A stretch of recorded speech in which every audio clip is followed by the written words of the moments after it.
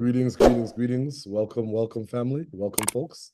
We appreciate your leadership, your punctuality, your diligence. And we're going to give it about 1 minute to make sure that all the folks that are joining from the various regions are able to join and participate and engage. It's good to see you, Mandy. It's good to see you, Brother Kwamina. It's good to see you, Sandra. It's good to see you, Monique. It's good to see you, Dr. Joan. Good to see you, Odo. It's good to see you, Vicky. It's good to see many of you. I appreciate your leadership. It's good to see you, Shayna. It's good to see Jonas. So we want to welcome our beloved and remarkable sister, Tiffany Callender, the CEO and co-founder of the Federation for African Canadian Economics, or FACE Coalition, for phenomenal work. But before we begin, because we're 2 minutes past the hour, and I want to make sure that we have the time to really engage meaningfully. Greetings, Ethia. We want to begin by, as always, acknowledging our creator, our ancestors, and the original stewards of the various lands we're on. We acknowledge all those who toiled without compassion or compensation.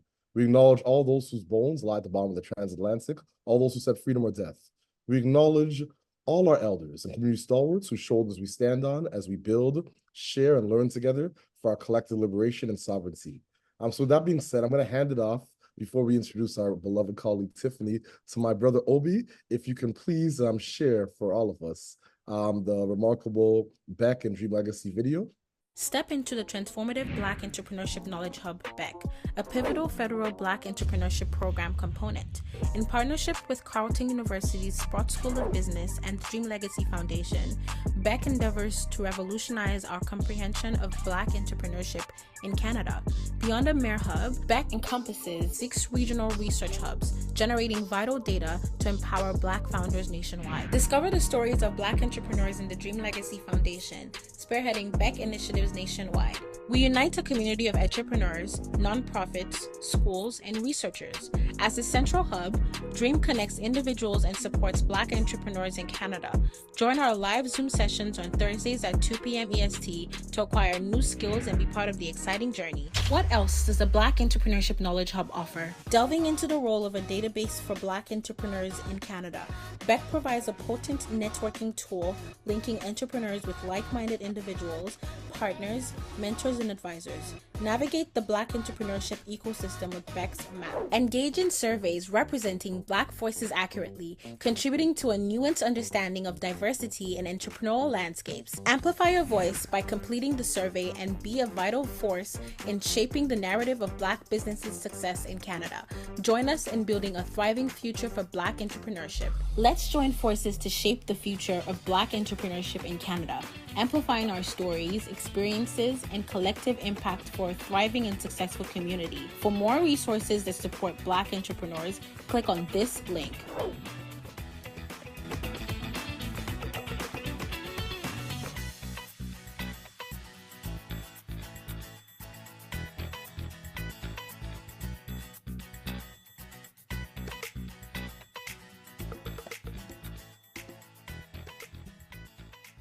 So once again, we appreciate you all for being so punctual in your leadership. And please, please fill out the survey, be involved in the ecosystem mapping work that's being done by Carlton, by Beck, and by the Dream Legacy Foundation. Dream has been pushing this heavily over the course of this Black History Month leadership series. And it's important to not just be counted, but to impact public policy and, more importantly, advance the socioeconomic circumstances of people of African descent across our great nation. So please engage in this survey. The survey link will be added to the chat.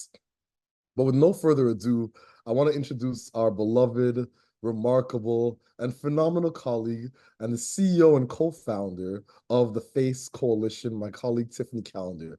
Tiffany has been working in the community economic development sector, the community development sector, and as far as I'm concerned, on behalf of our ancestors and our ascendants, our children's children, for more than I'm actually not going to date my sister. So your work is timeless and precious to us all. But the fact remains that you represent us well and you make our ancestors proud.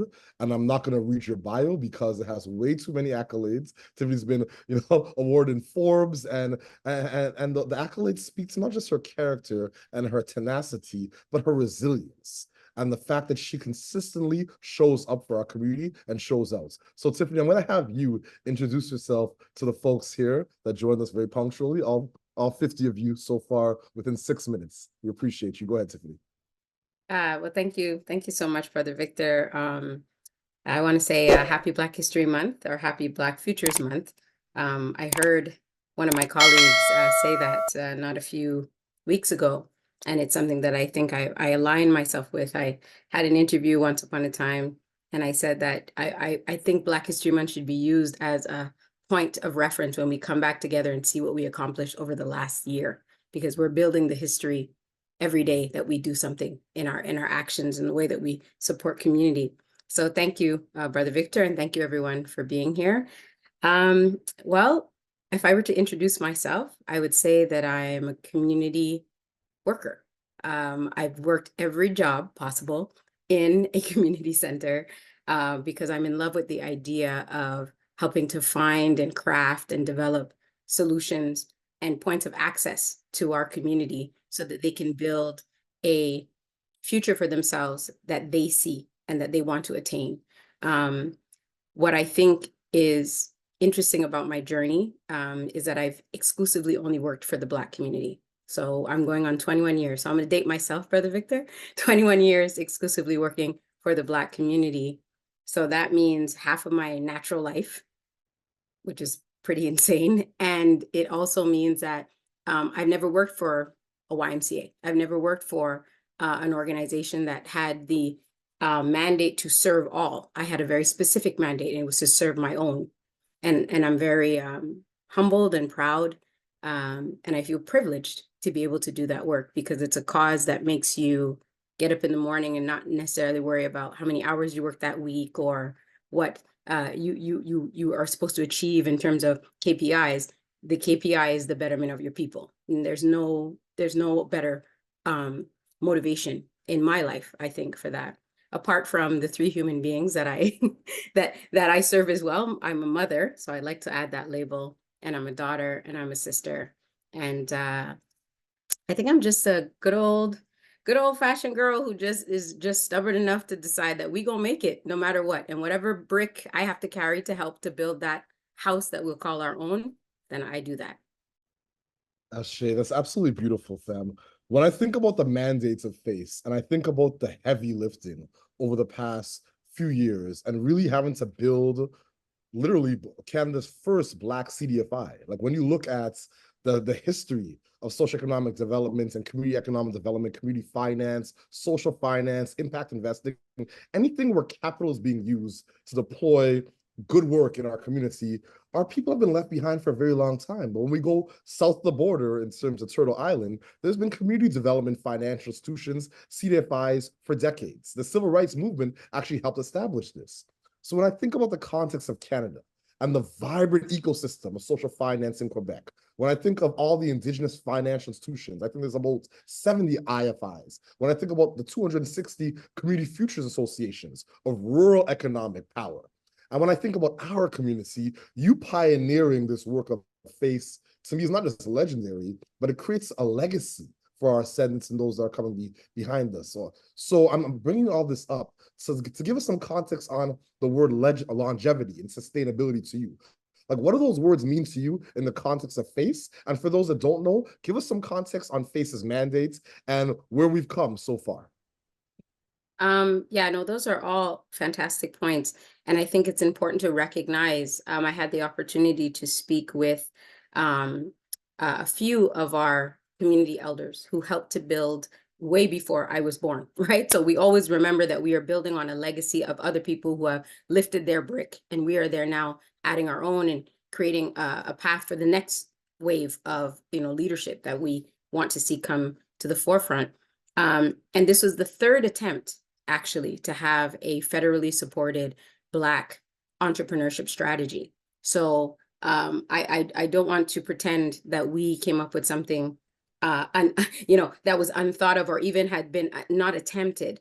We were just the bolt that was able to penetrate the plank, right? And this was for me a huge piece because I never looked at FACE, the Federation of African Canadian Economics, as a program.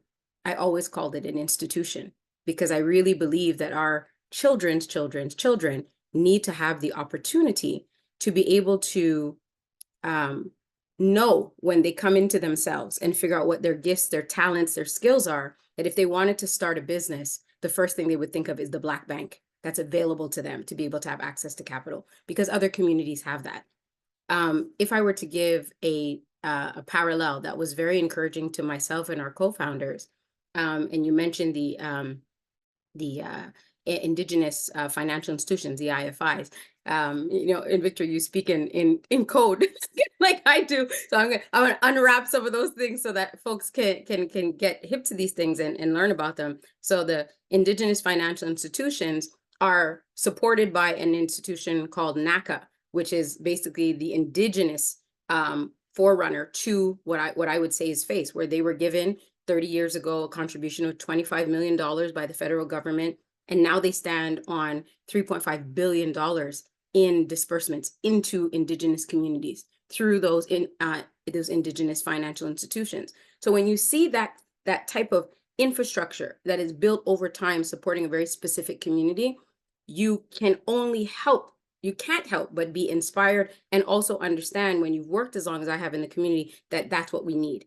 Before working at FACE and working on the strategy that became the organization called FACE, I worked in Quebec. I'm a Montrealer, born, raised, and stayed. And I worked on an entrepreneurship strategy here that was brought about by, another fun fact, the first Black woman to be named to the National Assembly, Yolande James. And she had an entire study done on the experience of being Black in Quebec. There was recommendations, and one of them was that entrepreneurship should be encouraged. And there was an entrepreneurship strategy that was put in place. And I had the opportunity to be the manager of the English-speaking Black initiative in Quebec. For those of you who are with us, in different parts of Canada or from around the world, in Quebec, it is the French-speaking province of the country that we live in, Canada. And because of that, Black people who are English-speaking, I never say Anglophone, or English-speaking, are double minorities. So we're visible minorities and we're language minorities. So I was very happy to contribute to that strategy to make sure that resources, support was available to Black entrepreneurs from the English-speaking community in Quebec. But all of that to say is that when we envisioned FACE, myself, at the time, I was the executive director of one of the oldest Black organizations in Quebec, along with other organizations and their leadership from different parts of the country, namely BBI, Groupe 3737 as well here in Quebec, who serves majoritarily the French-speaking community, BBPA in Ontario, and Africa Center out in Alberta. We understood that the type of institution that is required for our community is not just related to capital, it's related to capacity building. And of course, it's related to what is the data, what do we need to know and understand about the Black business community of Canada, and what is their contribution to the economy of Canada? What are the things that they need to be able to contribute more efficiently and effectively to that economy? And that's where the Knowledge Hub comes in. So if you think about it in pillars, capital, support, and data, and that's knowledge, right? So when we looked at our mandate under the BEP, so we helped to co-design and bring about the historic Black Entrepreneurship Program. That's an investment of $330 million from the federal government into those three pillars that I described.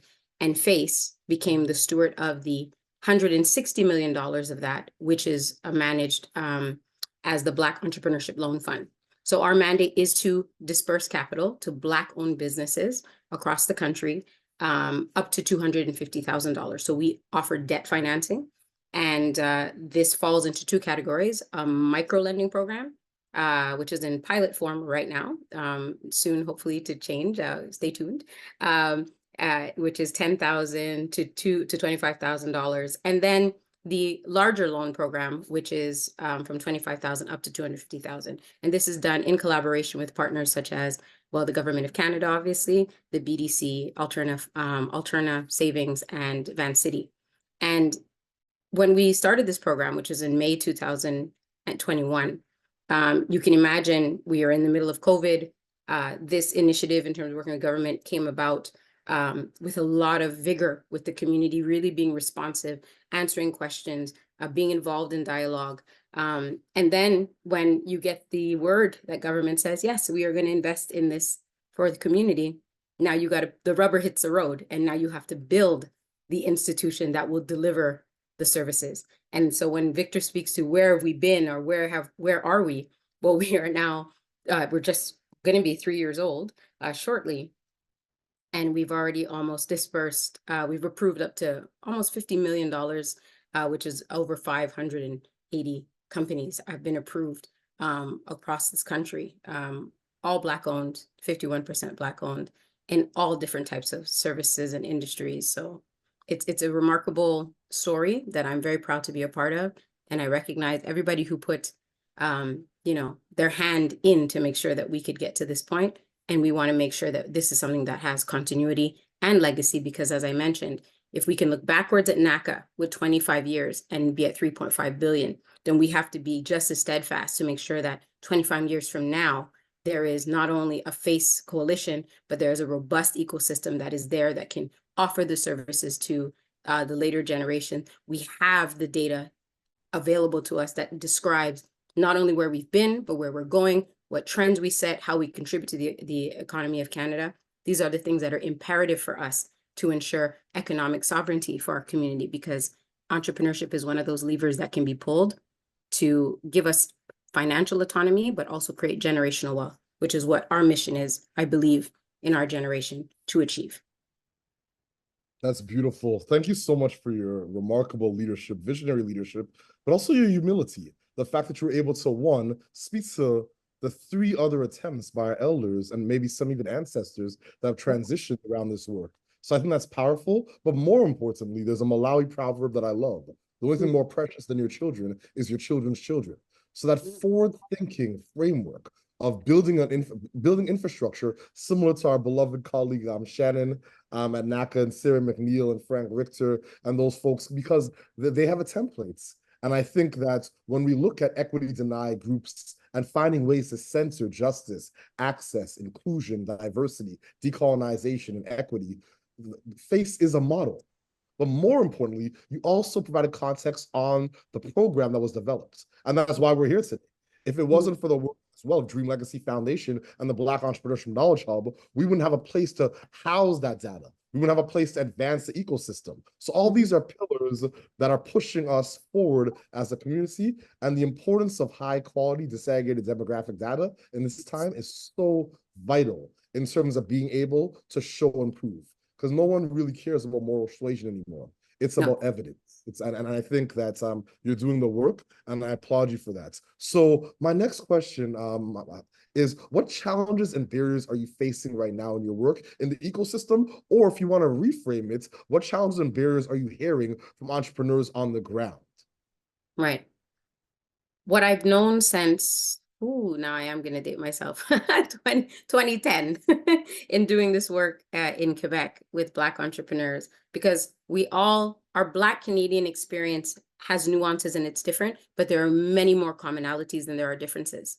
And the theme that I've been hearing since 2010 is that entrepreneurs who have maybe, who have a desire to start a business or are in business do not necessarily have access to, or there is not an efficient way to engage them, to pull them into networks or programming that would allow for them to amass the capacity that they need to strengthen their business at its core. So the core fundamental things that are required for a business to be efficient, meaning best practices, understanding, look at now where we are with technology. Now we are all in a data transformation where understanding how technology can support and make more efficient your business is critical, because we are moving into a space where AI is going to be the thing that is going to change fundamentally how all businesses function and how they perform.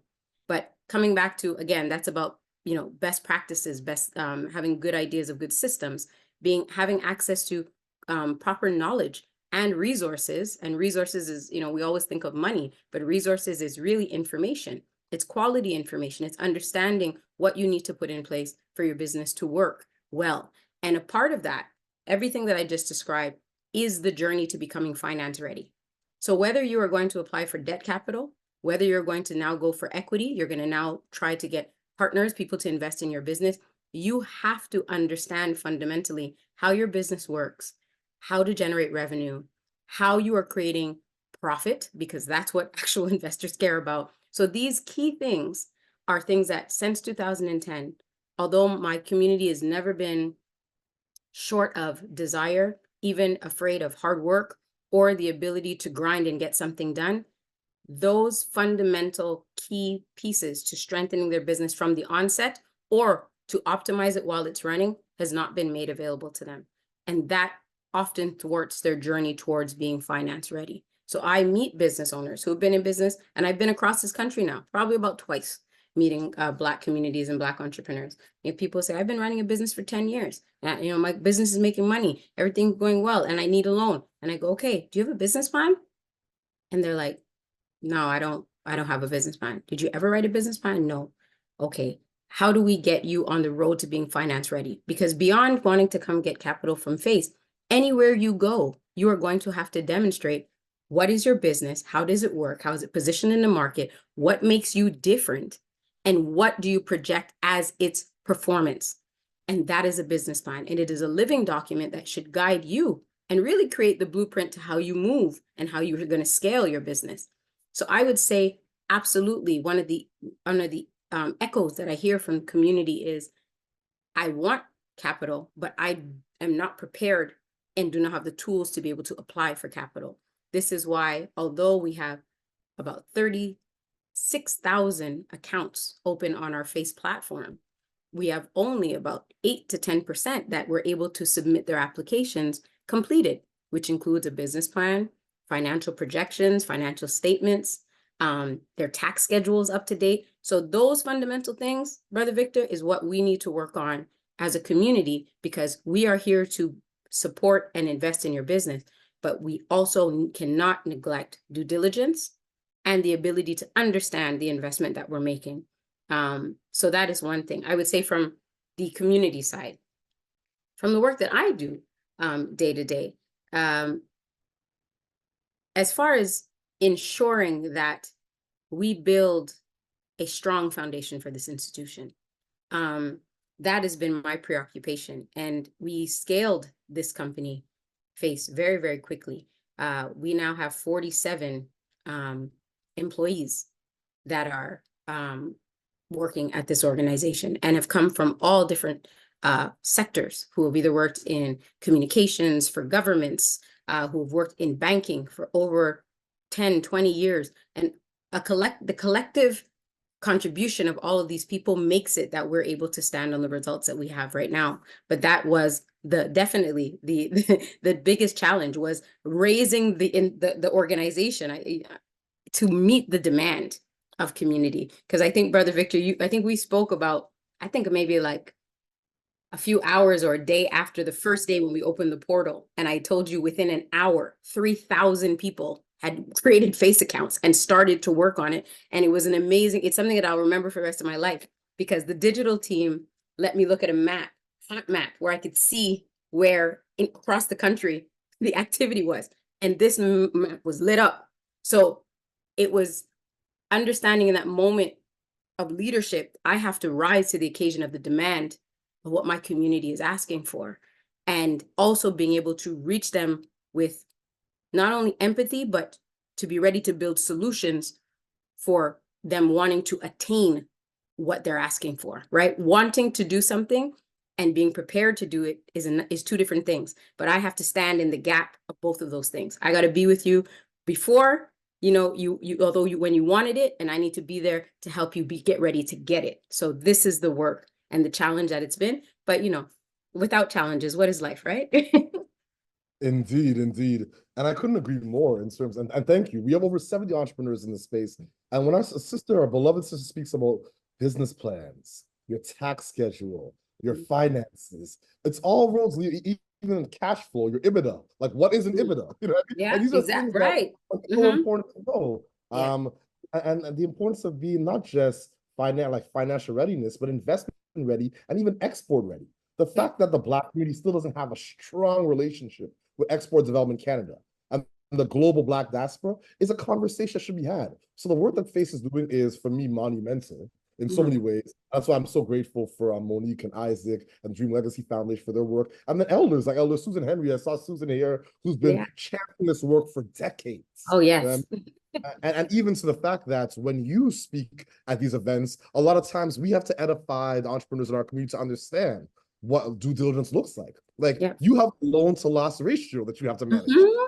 Ensure that not only are your T's and I's crossed, but so are the entrepreneurs. It's not a Yeah. free for all. So I think that once again, it comes back to community capacity building, community capacity strengthening, and really just getting to a place where we operate from a place of grace, mercy, compassion, but also deep understanding of what entrepreneurship really is about. And it shouldn't be about an individual, it should be about the socioeconomic circumstance of our community. So 100%. I want yeah, to yeah. add to that too, if you allow, Brother Victor. I think that the key to any success with a community strategy is that we have to understand that we're all playing a different role, but we all have the same goal that we're trying to achieve. So my job is to explain to the entrepreneur or any entrepreneur that this is what it's going to require in order for you to deliver, to be able to receive what we are delivering as members of your community. And that is an education. We say education very flippantly sometimes, or we often put it in the understanding of like formal education, all that. No, we have to educate each other in the processes and systems that we're building to strengthen each other. It's a swap of knowledge. It's the same thing like when you go and you sit on the bus and you talk to somebody and they give you some knowledge you didn't know and you give them some knowledge that they may not have known.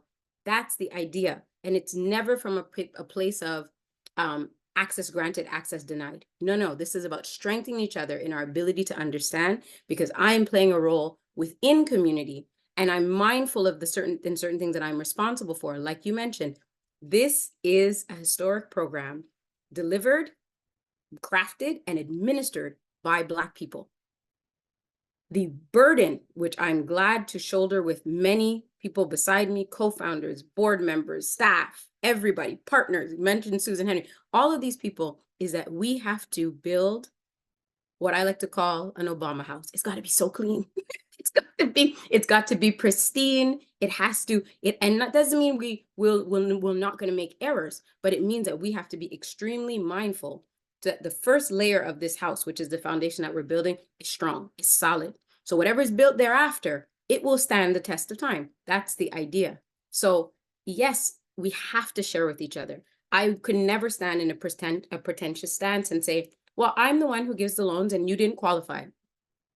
That doesn't work. My job is to be able to say, you may not have qualified, but let's dig down. Let's figure out why. Let's get you connected to an organization that can help you build on your business case. Let's create programs like the Propelling Black Entrepreneurship Program that we did with TD. Let me connect you with Black accountants and tax experts who can help you to get those tax schedules done.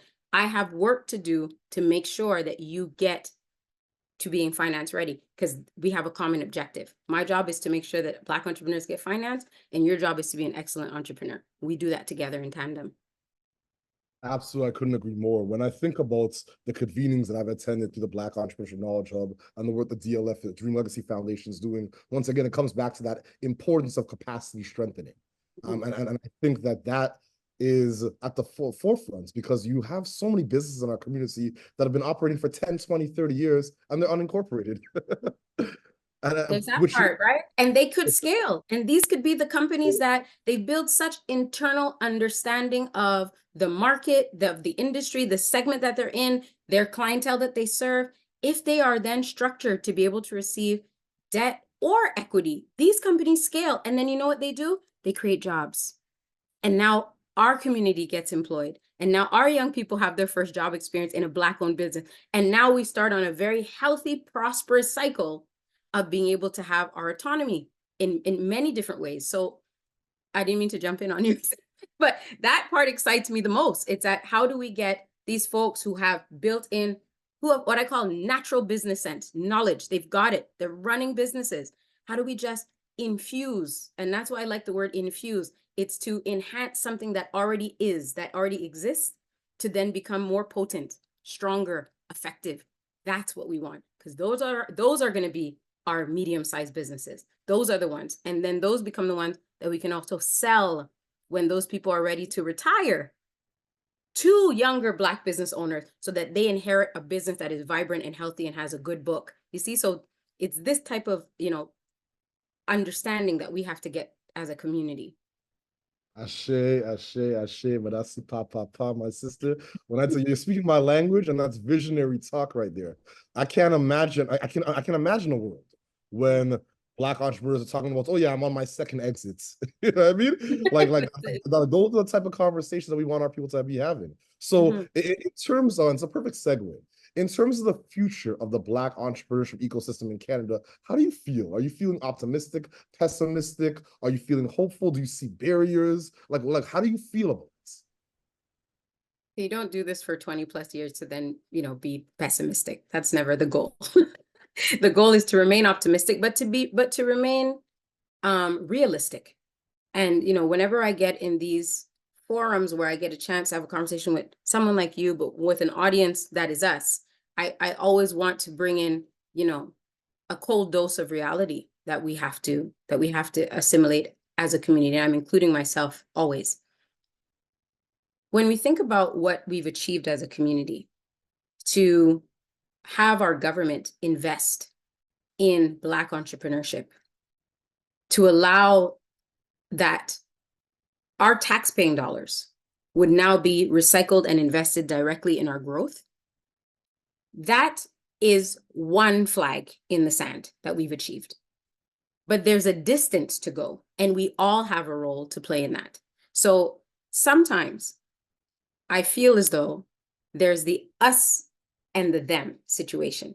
So we, the community, and them, the community leaders, y'all need to go ahead and make sure that we get the things that we need as a Black community. And I go, woo, flag on the play, hold up. We all play a role in this thing called community development for our benefit.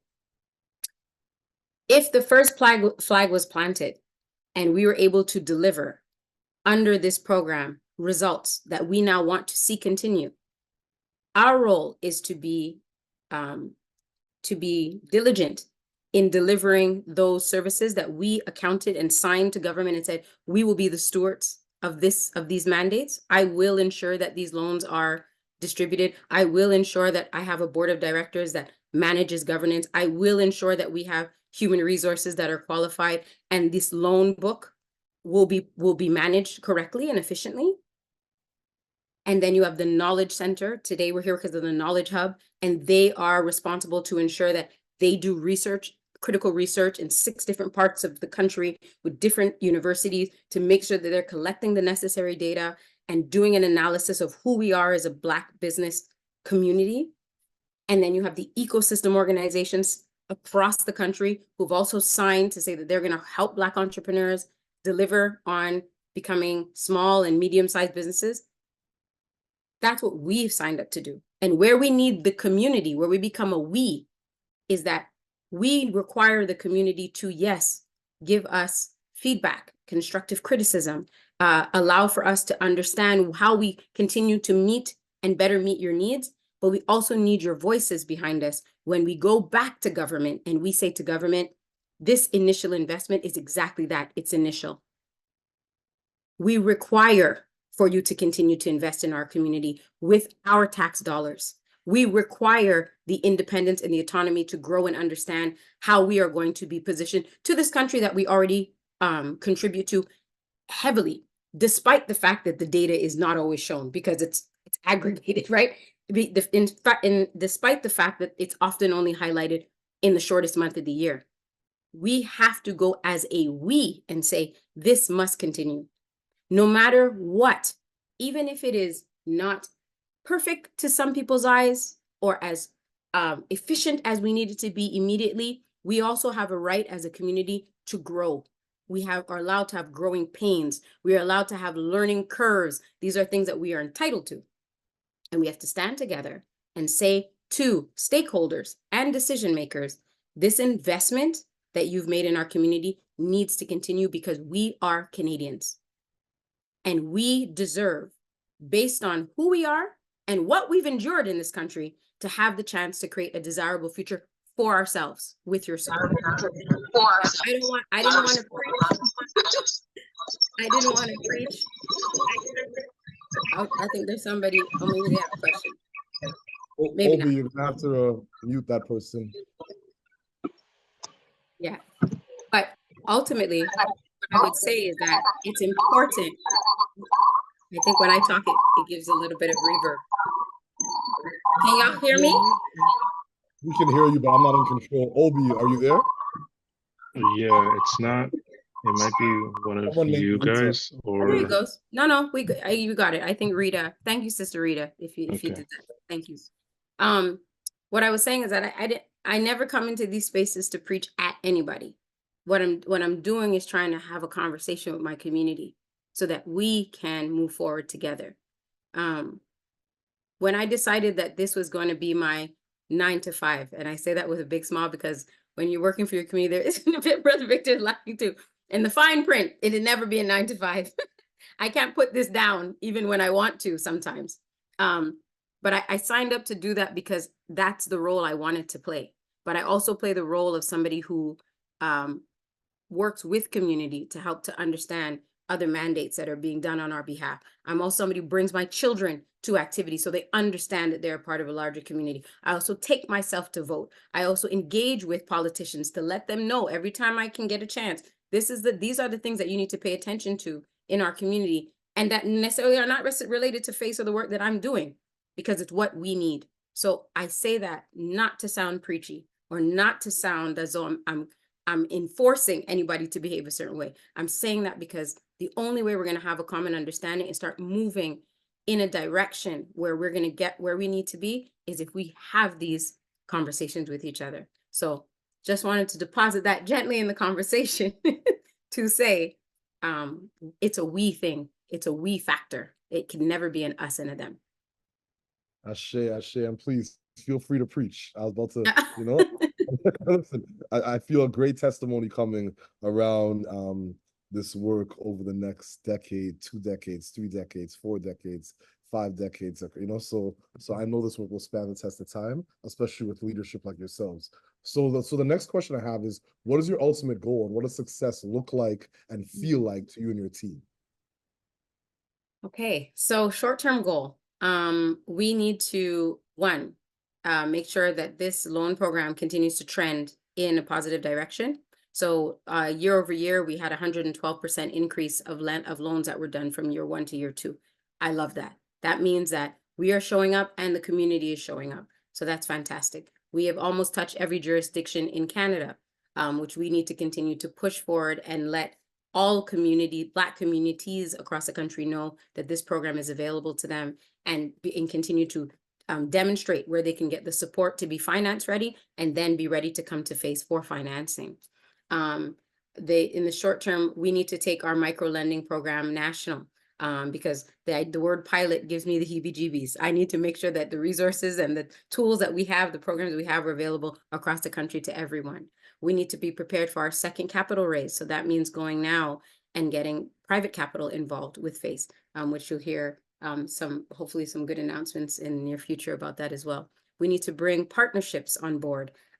We have great partners in community organizations, but I need Bay Street to respond to us. And you will also hear an announcement out next week about that as well at FACE. So in the short term, these are the key things. We have to continue to build the infrastructure at FACE to be able to continue to be efficient and to see this upward trend in terms of lending to our community. I think also we need to make sure that our program is available. Both of our programs are available across the country to all entrepreneurs to reach them at the stages that they're at. We definitely need to see Bay Street and partnerships that have an understanding that they're coming to support our initiative and to understand that there is a mission behind it. So this is not about bottom lines and even be able to check off a diversity box. This is about equity, and this is about being sincere and in your intention to ensure that all Canadians have the opportunity to create the futures that they want in this country. And the last thing that I would say in the short term is that we need to make sure that we are efficient in evangelizing what we do for community. So being present in all different Black communities. In the long term, as I mentioned, this is an institution for me. This is a place where we will not just address entrepreneurship, because entrepreneurship is one lever that can be pulled to create generational wealth, which is our vision and our mission at FACE.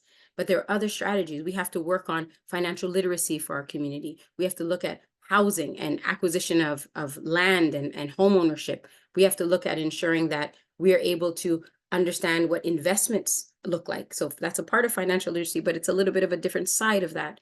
There are many different pillars that have to be built into place where community comes in and is able to be infused with the proper information to make decisions for themselves and their families so that they can create generational wealth. We are an institution that pulls together the resources for them to act on the desired future for their families, right? And when you change a family, you change a community, and eventually you change a nation. So this for me is the long-term goal. But I would say that the flag that I see, again, I mentioned it, it's building the foundation so that 25 years from now, there'll be a young person sitting in a conversation with, like this and says, we are at the 25th anniversary of, the FACE Coalition, and we've lent X billion, and we do X, and we have this many investments in our portfolio. And that's the kind of thing that I would have as a long-term vision. But I will play my part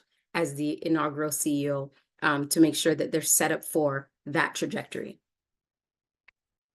You represent as well, and amplifying economic wellness and wealth for Black Canadians. FACE is doing it day in and day out.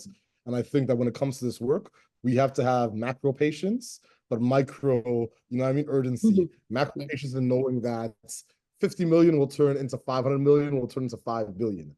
And that will occur through diligence and leadership and tenacity. But the fact remains that we have to, so macro patience, but micro urgency, that day in, day out, that I see you do. And it's never been a 9 to 5. I've known you for years, and you're a 9 to 9 person.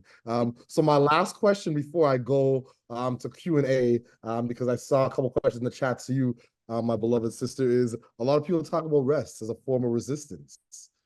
How do you approach rest? I know that a lot of burden is laid at your feet, on your shoulders, on your team, on your board, but how do you approach rest as a form of resistance? I will be very honest. I am going to have to be as stern with myself as I am with the work that I do to be able to really build proper rest into my world. Now, listen, I have 3 kids. So there's a point where the body just says, get somebody else to do it. And it lies down so it can get up the next day to do what it has to do. But that is not full rest. I think I'm good at physical rest. So I sleep really well. That I do. Funny enough, I sleep really well. But I need to, there is mental rest, there's spiritual rest. Like, when do I get to just disconnect from this machine? And I call it a machine because that's what it feels like. You're in this thing that you're cranking and you're listening to all the little clicks and hinks, and you want to try to make sure that it's running as well as it does, but it does have a burden on it. I do believe rest is a form of resistance. Sometimes I get on a plane and I go somewhere and I lie down on the beach, and I try to just read books that I want to read. They're always Black focused, though. I have to start reading Dribble, I guess. I don't know. And I try to laugh with my kids, and we like Wordle. We play Wordle. I do try. My friends are patient with me, and they come when I'm like, hey, we should hang out, because they know sometimes I forget to do that. I'm going to the Marley's concert in March. I feel pretty good about that. I bought those tickets. I decided I was going. So rest is a part of it. I'm going to do better, because I know that if I want to show up properly for myself, my children, my community, then I have to do that better. So I'm being honest. I'm being transparent today. I will do better. Hold me accountable, guys. Ask me when you see me. Hey, Tiff, you still resting? You doing what you got to do? Ask me. I asked that question just to hold you, because I know how you work. I see the emails. I know. It was a trick question. It was a setup, ladies and gentlemen. It was a gotcha question. Yeah, we have to protect you. We gotta protect you. We have to protect you. So we have 2 hands up. Sister Effia, then Dr. Joan. Good to see you. Hello. First of all, I just want to introduce myself. My name is Effia Kachanan, and I am the founder and visionary behind African Royalty. I did want to ask a question. If FACE intends to branch out into the US, the Caribbean, Africa, and are there any plans for a global for the global Black diaspora? Thank you so And much. where are you based, Effia? Pardon, Victor? I didn't hear what you said. Where are you based, Effia? So I'm based in Toronto, Okay. just outside of Toronto and Vaughan, Ontario. Sorry, I'm Beck. We want to know where people are. Sorry. You gotta. Yeah. Thank you so much, Effie, for your question. And it's cool because you got like a light, you look like you have like a halo when you're talking to us. Yes, well, Brother Victor will be my I guess my witness for this. I've never in my life ever not looked at myself as a global African. So when you make the decision to put me at the helm of an organization, although I have geopolitical objectives, my idea is that we are global Black people. So I've had the good fortune, even just at the beginning of this work, to be able to speak to different leaders in different Black countries, on the continent, and as well in the Caribbean, and even in South America. And there's a big interest in what FACE does. I'm a part of MyPad, and I was fortunate enough to be the keynote speaker this year. And a lot of people are like, what is this thing that you guys have built in Canada where you've convinced your government to invest in businesses? And I'm ready to take that message to the world, because I really believe that in Canada, the Black community of Canada has a unique opportunity, in the essence that we're 1.5 million Black people. This is the perfect lab to test and innovate solutions for Black people. Not only that, we're not homogeneous as a community. We have people who have been here before Canada was a country. The Caribbean wave that my parents came in, I'm first generation, I have kids. Then there's a wave of from the African continent that now is the fastest growing community in Alberta. There's so many layers to our Black Canadian experience here in Canada. If we come up with a solution that can show its efficiency and show the outcomes, if we are mindful that could be adapted in other parts of the world where Black people or people of African descent are, then we could be the solution for economic independence and sovereignty to many Black brothers and sisters around the world. So that's how I dream. That's when I dream in Technicolor, when I'm not resting. That's what I think about. So I think that we have to focus on our lab here, get the machine to be running in a way that is so efficient and that it's documented how in which we deliver. And then that model can then be tested in other regions of the world with the support of those communities, obviously at the helm, and their governments and their stakeholders, to see how FACE can be, how FACE can go to the world. Ashe, Ashe. Thank you so much for your question, Effia, and brilliant response as always, my sister Tiffany. Thank you. Dr. Joan, go ahead. And it's good to see you. Tiffany, it's good to see you. Dr. Thank Joan. you for all that you have, just shared with us. It's always amazing to listen to the pioneers, So as a pioneer, one of the things that I myself am always cognizant of is a desire not to repeat the system that has been oppressing us, right? And so a lot of times, we get into certain spaces and we want to do something different. And there's a lot that we can learn from, I guess the capitalistic society, but, I think there's also a mandate for the pioneers to set a foundation that looks very different, not crooked, not, necessarily a part of the old system, but something that's new. Can you talk to us about how the FACE model is different and what you're hoping that will do for our children's children, as you mentioned? Yeah, sure. Thank you so much, Dr. Joan, for the question. It's nice to see you again. I think the FACE model is interesting from the beginning. We'll start at the top. We wrote our own credit policy, which means that we set our own criteria, which means that we are able to open the aperture for access to capital that is different from financial institutions, which is often the bottleneck to where we have difficulty getting in.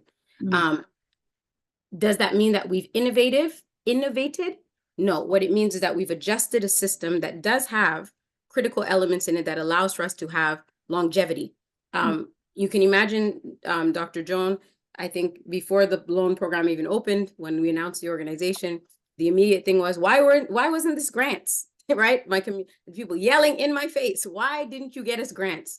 And I said, well, because when you give away grants, once they're gone, they're gone. There's no ability for us to be able to grow a loan book and Yeah. be able to take the principal and the interest that is accumulated through a loan and reinvest it all back into the loan program to continue to lend to other entrepreneurs and make those investments, which is exactly what's done, by the way, with the Black Entrepreneurship Loan Fund.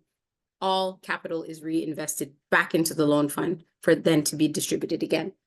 One of the ways in which I think we definitely have to innovate beyond being able to being in control of our credit policy, ensuring that the people who are underwriting loans, approving loans are members of our own community. So applying that 6C, which is culture, and understanding that shared lived experience and the ability to engage with people who apply for financing to explain where they need to perhaps review or get support. I think that is important and critical. But the things that I look at is how are we going to continue to innovate and grow to continue to serve a broader cross-section of our community. For example, when I think about the Black Muslim community here in our country, they are not getting utilized, they are not unable to utilize the loan program as it's designed because of interest.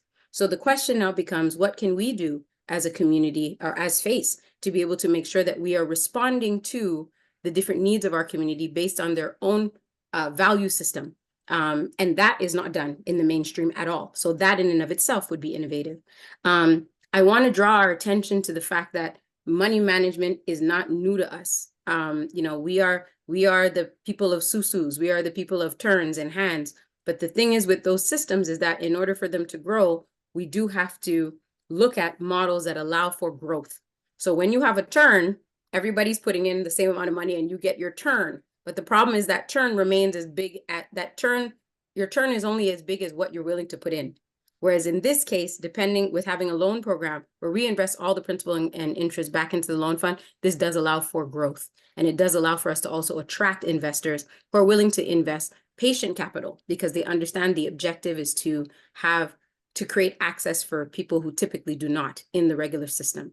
So that's the way in which we've innovated. That's the way in which we've addressed the challenge for access to capital for our community. And what I'm excited about is I work with a team that is not short of any ideas or concepts. We just need time to bring them into fruition and also to find the right partners so that we don't find ourselves at the mercy of others and their objectives, but that they align themselves with what we're trying to achieve.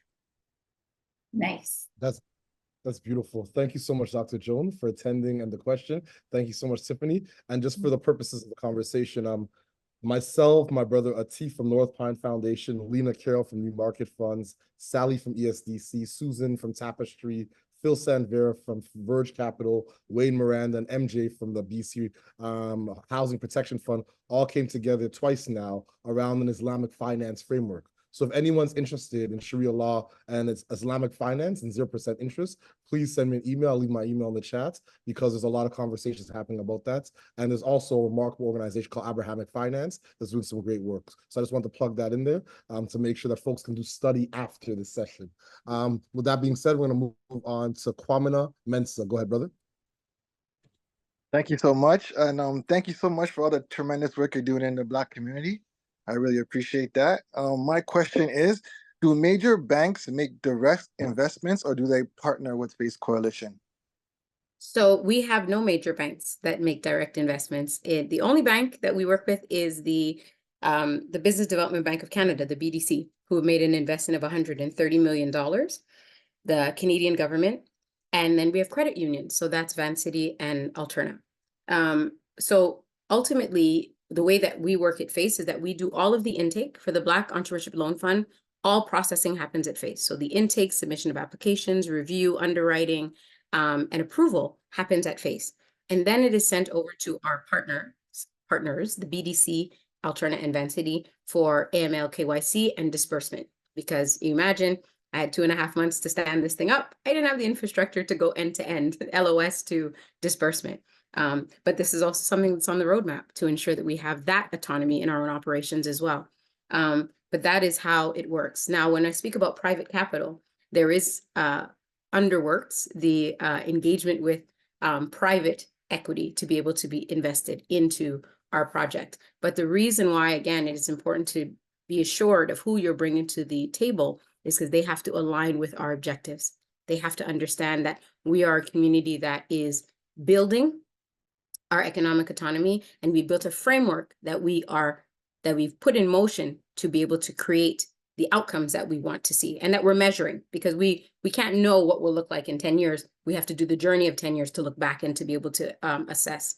So this is the work that we're doing right now. So there are no banks at the table. Once upon a time, there were banks that were brought to the table by government, but we were able to make our first raise independent of the big six, but still remain in contact and hope to have conversations with them where we can work together to make sure that the journey of entrepreneurs in this country gives them many doors to walk through.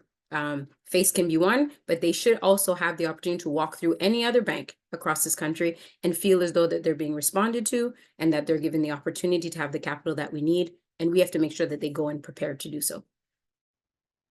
Absolutely, absolutely. And if anything, FACE is showing how it should be done, like what banking Black looks like. So I give thanks for your leadership. We're going to go to our beloved colleague and sister, Monique.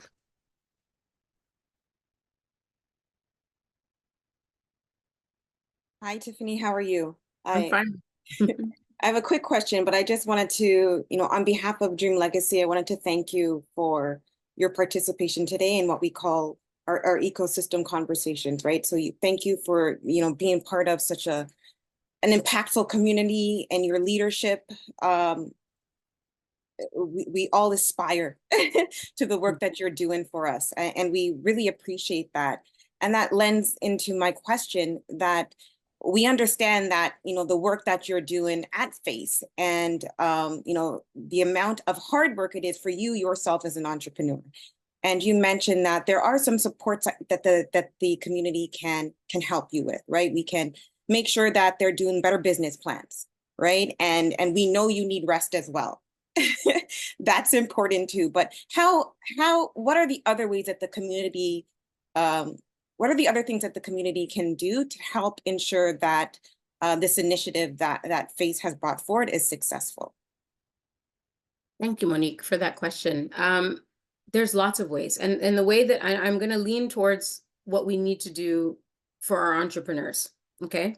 This is very simple, basic stuff. If I'm giving loans to businesses to be able to, whether it's to buy equipment or, working capital or whatever it is to bulk up marketing, whatever it is, then as a community, you know how you actually de-risk these loans? Buy from them, use their services, circulate your dollar with these Black businesses so that they are then making the revenue that allows for us to safeguard the fact that they're able to pay back this debt.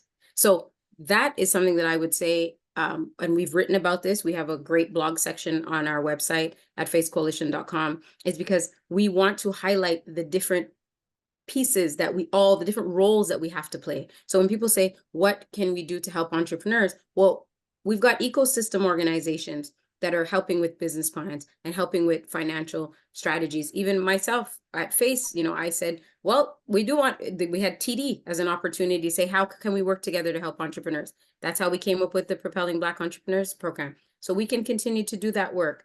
You hear the Knowledge Hub now has started mapping out the resources across the country so entrepreneurs can find out where the resources are in different parts of the country, have access to get that support. I've talked about the importance of proper information, systems, all of these things. These are done through wonderful workshops like this, where I see these things happen all the time in our community. Now I'm saying as consumers, we need to make sure that we buy from these Black-owned businesses. And the last thing I'll say that we can do as a community is each one tell one. If you're not involved in you're not an entrepreneur, you don't own a business, none of that, but you heard the information that's here today, find a Black entrepreneur and tell them about it. Point them in the direction of the support that they could get. I think that that's one of the things that we should never hoard information, whether it personally, directly or indirectly affects us. It is all for the benefit of all of us. So I would say amplify the work that's being done in these organizations to help entrepreneurs, because entrepreneurs we have to make strong our entrepreneurship and business owner class to make sure of the wealth of our community increases. And by wealth, I don't just mean monetary. I think that it'll have a ripple effect to our wellness and our prosperity as a community. So those are the things I would say that you can continue to do to to support this initiative, which is supporting Black entrepreneurs. And I think then I'll be able to take a really good nap. Amazing. Thank you so much. You're welcome. That's absolutely beautiful. So, as always, we began on time, very punctual, and as Yes. always, we'll end on time, very punctual. So, Tiffany, do you have any closing thoughts or a call to action to the folks here or to the global listeners and viewers that I'm sure will see this at some point? I will say, please visit our website at facecoalition.com. Follow us on all of our socials at Face Coalition. Each one tell one. It's Black History Month, but I said at the beginning, it's Black Futures Month. Let's make it that next year we come back to a conversation like this and we say, what have we done over the last 12 months to move our collective agenda forward? That is the way in which we need to look at February. History is made every day. Today is a tomorrow we dreamt about yesterday. You like that one? That's a very good one. It's something that guides me all the time. So make sure that the actions you take today, when we come back and we are in communion with each other, we can talk about what we did for our future and how we've now created a history that we're proud of. Ashe, ashe, ashe, merasi pa, my beloved sister. Folks that joined, can you please fill out the survey, support the ecosystem mapping work of the Black Entrepreneurship Knowledge Hub. The survey is going to be put in the chat once again. And as always, we close the way we began as a community, by acknowledging, giving thanks to our creator, by acknowledging the original stewards of the various lands we're on. We acknowledge all our ancestors, all those who toiled without compassion or compensation, all those who said freedom or death, and whose bones lie at the bottom of the transatlantic. We acknowledge and give thanks to all our elders and community stalwarts whose shoulders we stand on as we build, share, and learn together for our collective liberation and sovereignty. Thank you so much, Tiffany, for all that you do for so many. I so appreciate you, my sister. Thank you. Thank you, everybody. Have a great afternoon. Be safe and be well.